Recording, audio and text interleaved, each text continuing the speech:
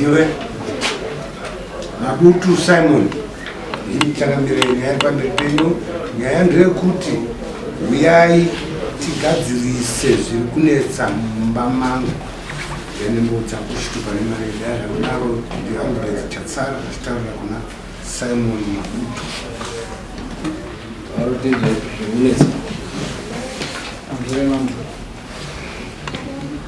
inini ndakarorawo mukadzi munotisimudze izvi ndakarora muzina wangu 2008 ndakarora muzina wangu 2008 ari munomu ngawe tone mukadzi wako anonzi ari mukadzi wako taurisa mutaurisa kuti vanhu vanzovashu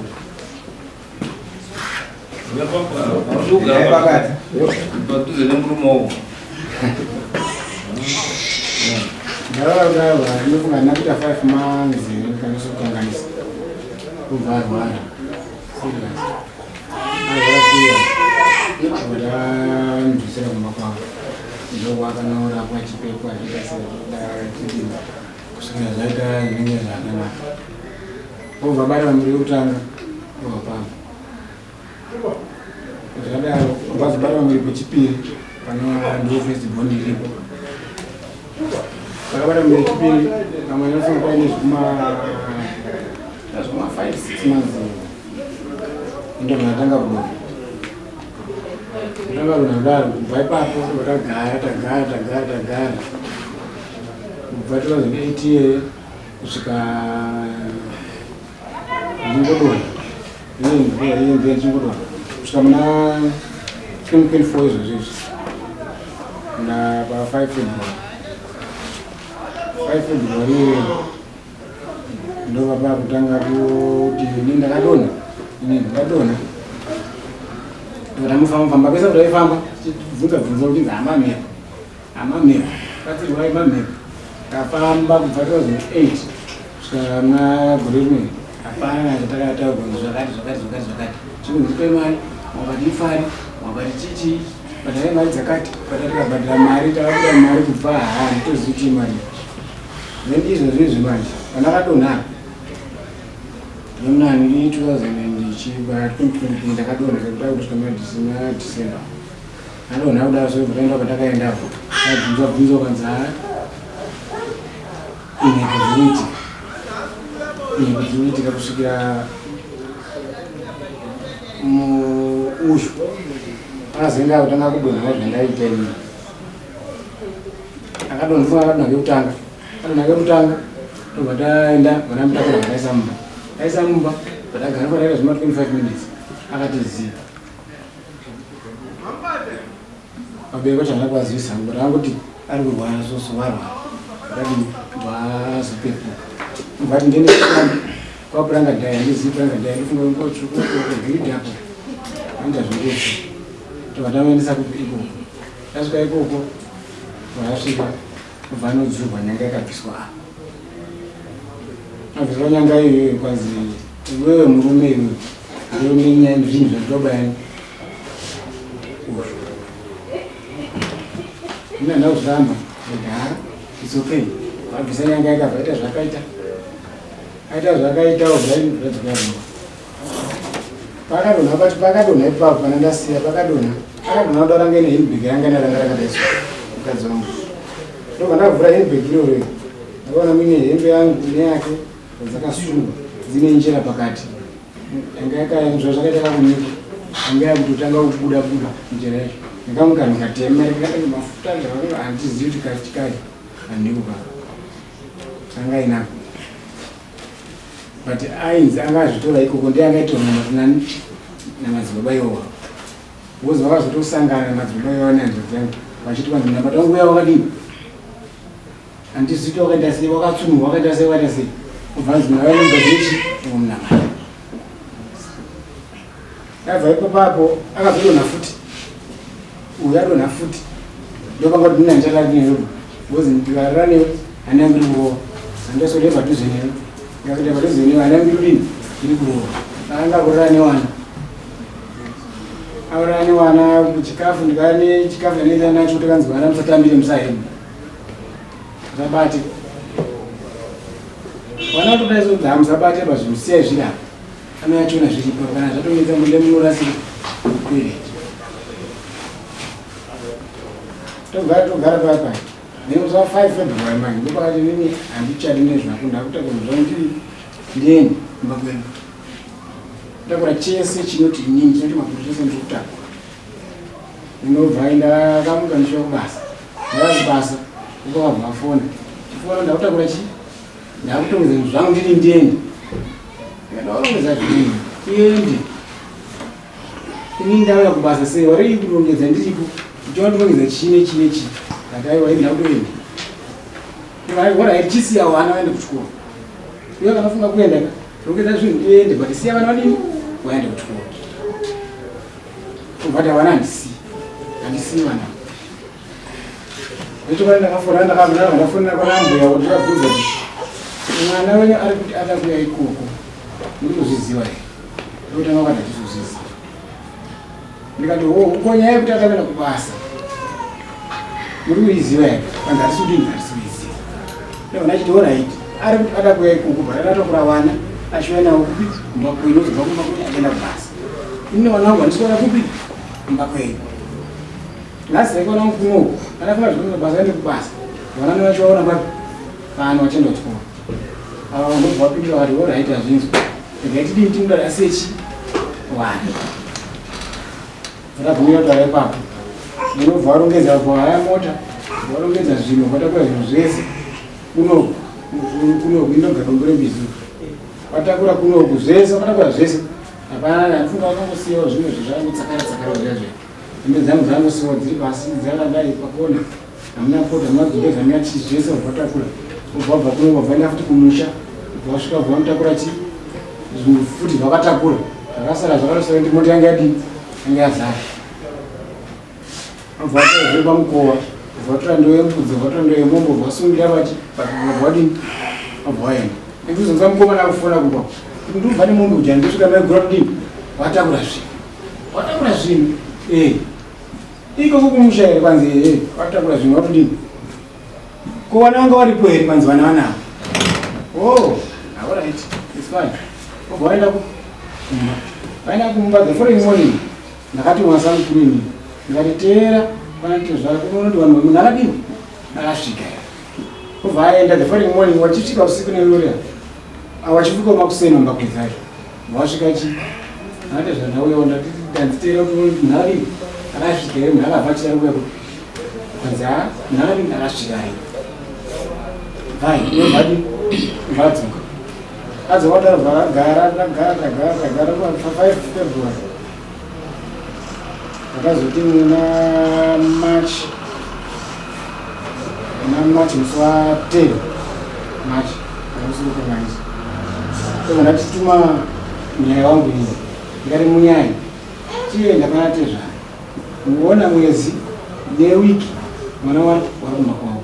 Hapana kumboda zvati zodini vanobvumira vana zvakauya zvadini chichaitika chichirunetsa zvadini iwe chienda nekutoti mwana wenyu ini ndadini ndambomira ndakubuda mazviri ino zvinhu zvazonetsa pamwe zvinokwana gona kuwanika netsaona ari kupari kumba kwenyu zvozoita kuti mutambo ndiwe uruziva chi munhu wako azodai saka ini chi guburo iri chimbodini ndomatai mwana wenyu amene akabva asvika bvanzi isusu mwana wedu haapirwe guburo mumusha maakabuda maakaberekwa anopirwa guburo mumusha kwakaroka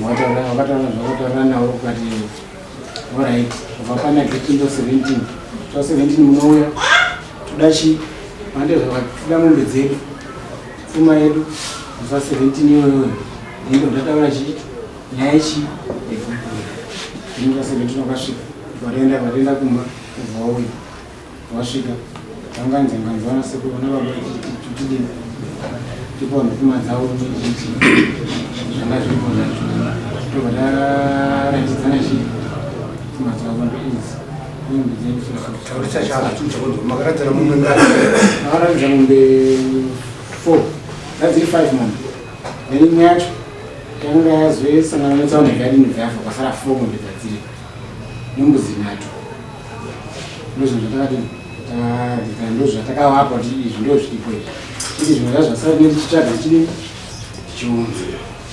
Tapedza kudaro tora chida kuti tibvunze nyaya yegupuro yaiya ubva kuti ina tinofambira izvo tafambira chipfuma yedu chete zvekuti tafambira izvi nyaya dzavanotanga tisati tinofambira izvo mabva yamba tikati oraiti vana vapokati oraiti chidaidzai murora auye mumba tichibvunzane kuti chii chiri kunetsa wakasvika pauzorongedza uchienda iwe usina kuzaisiwa nababa usina wakaudza kana hani kana any next door of village hapana munhu akauti wakutakura zvinhu ubva wadini ubva waenda tingachiuye mumba tibvunze tinzwisisane. Mukadzi wangu akabvara papinda mumba vhari handipindi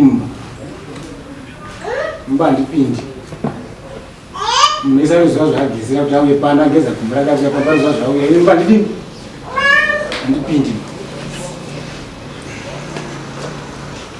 handipindi mumba. Saka inini ipabva ndisizoti vanatezvara pakandipedza ndipekuti vari kuya vari kuti varuda pfuma yavo apa imba yacho haisi kumira zvakanaka zvinhu mwana wavo ane zvinhu zviri kumba kwavo vari kugara naye kumba kwavo apa vari kuda pfuma imba yacho iye vari kutorera pfuma iyi tiigadzirise zvinhu zviite zvakanaka tipinde titaure todii oti hatiiti. Saka inini handichazivi kuti toita sei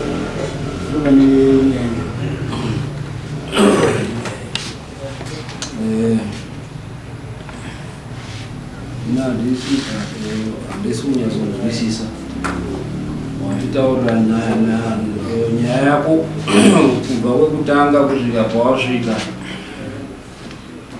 asi kuti utaure kuti dare unoda kuti rikubatsire nei.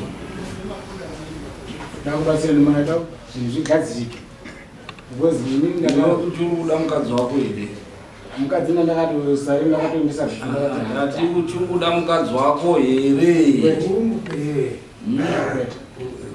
Saka unogoda rubatsiro rwei? Pfuma wabvisa, mukadzi hauchadi, saka chaunoda kuti basa kari rubatsire ndechipi? nyaya yepo ndekuti vakaramba kutambira gupuro, varamba kutambira gupuro, watambire gupuro. mwana wavo akabva azoka achigara kumba pane pangu inini nanhasi ndopari kugara ari pa. Handiti pfuma wakabvisa waibvisire chii? naibvisira since paine wana zvinhu zvegrendi kuroora ngekuroora. Kana wabvisa wakaroora mukadzi saka auya akapamba chanetsa chii? pane zvinenge zviripo kuramba kugadzisa vaende kuseri kwechuru kuti vandobatsirike tichiona kuti chii chiri kuitika. Endai kuseri kwechuru mundoone mubatsirwe nemweya kuti pane zviri pamukadzi wako here zviri kuita kuti zvivhiringe mereji. Kachangani ndaenda nemhuri kwachiremba Dendera. Chiremba wabvunza mukadzi wacho kuti une mudzimu here because ndiri kuona paine mhepo isingadi chakanaka pauri. Wamboda kuramba hawo kuti handina mudzimu, asi wazobvuma papaya kuti wanosvikirwa nemweya wenjusu here. Vakati ndaona musikana atakura katundu achibva pamba pavo paanga akaroorwa ari kuenda kumba kuvabereki vake, vakabvumirana nazvo. Chiremba wabvunza kuti sei tezvara vakaramba kutambira gupuro. Vakati vanatete ndo vanofanira kuita basa rekutambira gupuro, ndo vaifanira kunge vakandiudza nyaya idzodzo, asi nenyaya yekuti mukwasha akangosvika direct pasina kutaurwa nyaya dzegupuro, saka handina kukwanisa kuvatondera nyaya dzegupuro. Chiremba ati handisi kuona pasisina imba pakati pevairi avo. Vakati murume ati haachade mukadzi, abva ataura pamberi pachiremba kuti izvo shuwa inini mukadzi handichadi. Mukwasha abva aonekwa kunzi wanatezvara wanomuda, asi hawana chawakakanganisirana, asi ndo waita kuti dare rawaunganidza nhasi riri pakati pemusikana neiye mukomana zvese zvakutaurwa nachiremba izvi. saka wanzi mhuri inoda kugadziriswa. Chiremba wati zviri pakati pemhuri idzi dziri mbiri kuti wagadzirise zviri pawana iwo warwaira. Zvabva muna chiremba Dede. Saka iwe hauchati murume.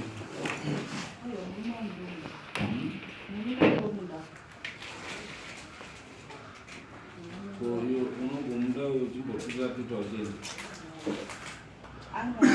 Angati mukadzi wangu kugana. Saka angaficha uyiku. Woenda kwabereka.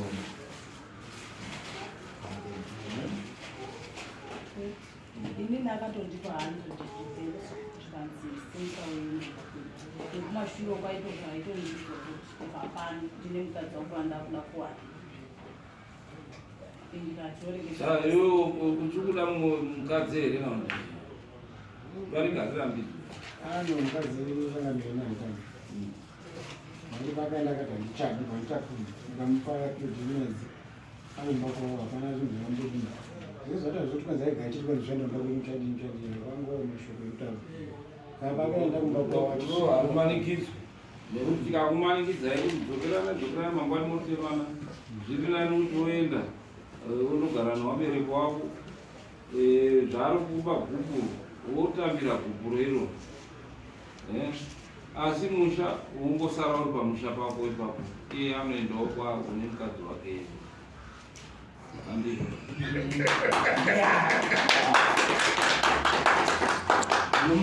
anomudari atomberizvo mukadzi pamusha anochengeta vana vake ari pamusha ipapo andizvo iwewe kana uine umwe mukadzi woenda undovaka musha wako neumwe mukadzi unozoona wapera gore mairi waakutodzoka wakundomira-mira. Izvi ndezvehasha kana kuti wafadzwa namainini wakuti iwe unotambira gupuro paanozenga akuuya akukupfimba unotaura kuti ndiripire gupuro rawakaripa haana 2 years anenge adzoka handiti tambirai gupuro asi pamusha haupo. Ukaona mukadzi anobva pamusha ibedzi remukadzi, musha ndewako ndiwakawaka zvese, iye anotuta waenda undowatanga kuwaka umwe musha wake neumwe mukadzi.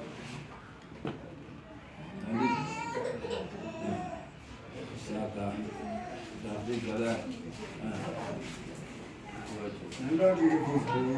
zvakudaro kuvara kwachirembo panzi pane mhiko iri. Aiwa, asiri mukadzi wakoka uchazvida zvei. Bati pamba pangu mwana. Aiwa, hapasi pamba pakoka, pamba penyu mese muri tu. Mtemo yachinja, uri kwamuchinda. Hapasiri pako, ndezvekare zviya izvi. Zvamaiti, enda undoerenge New Marriage Act kuti inotaura pamusoro pedzimba. Wabvunze majournalist watori panzi wandokutaurira.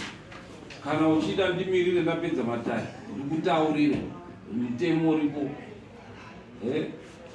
Zvinhu zvese zvamaita muri wairi zvese ndezvenyu muri wairi.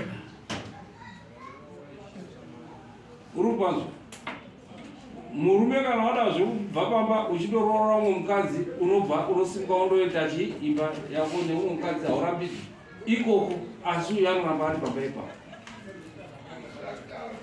habvi. Saka iwewe chisimba hapana anokubvisa pamba, iye anondotanga umwe mumba. Kana akunetsa unouya wobhwa pisori yemapurisa handiti. Saka chisimuka imwe tori pachikoro pavo vapamba kukoro vanongoenda kuchikoro enda kumaintenance ndokunoeka zviwana kumaintenance. Okay, chiita maintenance. Next.